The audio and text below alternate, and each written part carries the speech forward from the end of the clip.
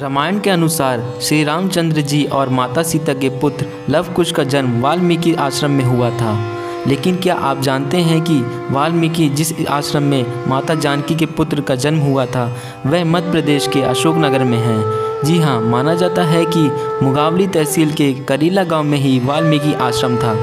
यही लव और कुश का जन्म हुआ था। रंग पंचमी के मौके पर उनका जन्मदिन आता है, तभी से लव कुश के जन्म की खुशियाँ मनाई जाती है। बधाई गीत गाए जाते हैं और बुंदेलखंड का पारंपरिक राय नृत्य श्रद्धा भाव से कराया जाता है।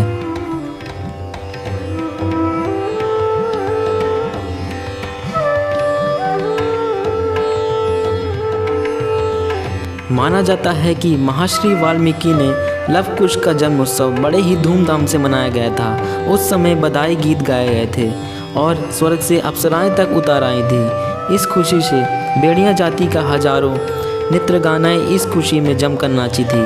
तभी से यह प्रथा आज तक निभाई जाती है।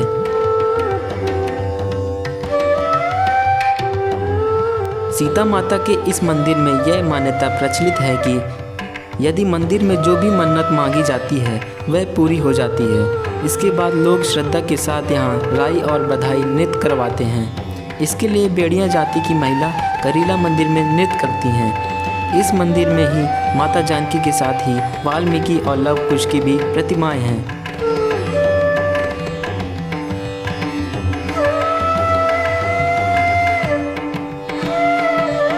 दोस्तों, मंदिर से जुड़ी एक कथा ऐसी भी है। इस जगह के बारे में स्थानीय लोग के बीच एक कथा जानकी मंदिर के बारे में 200 वर्ष पुरानी एक कथा आज भी प्रचलित है। यहाँ के लोगों का मानना है कि विदिशा जिले में ग्राम दीपनखेड़ा के महंत तपसी महाराज का एक रात सपना आया कि करीला ग्राम में एक टीले पर स्थित आश्रम है जिसमें माता जानकी और लव कुश कुछ समय तक रहे थे। इस वाल्मीकि आश्रम वीरान पड़ा है, इसे जागृत करो।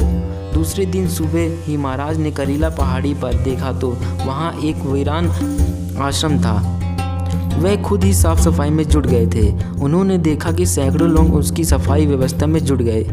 देखते ही देखते आश्रम निखार आया।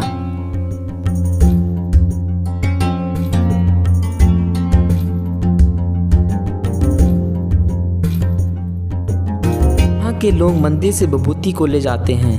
माना जाता है कि यह खेत में कीटाणुनाशक और इल्ली नाशक की भी काम करती है।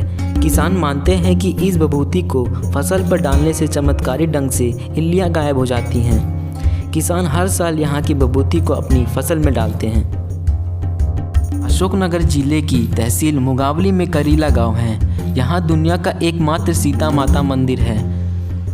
राम मंदिर में तो श्री रामचंद्र जी के साथ सीता माता की मूर्तियाँ होती हैं, लेकिन इस मंदिर में खास बात यह है कि यहाँ सिर्फ और सिर्फ सीता माता की ही मूर्ति विराजमान है। हर साल करीला में 3 दिवसीय मेला लगता है। इस मेले में लोगों की श्रद्धा इतनी है कि यहाँ हर साल करीब 10 लाख लोग माता जानकी के दरबार में मन्नत लेकर आते हैं।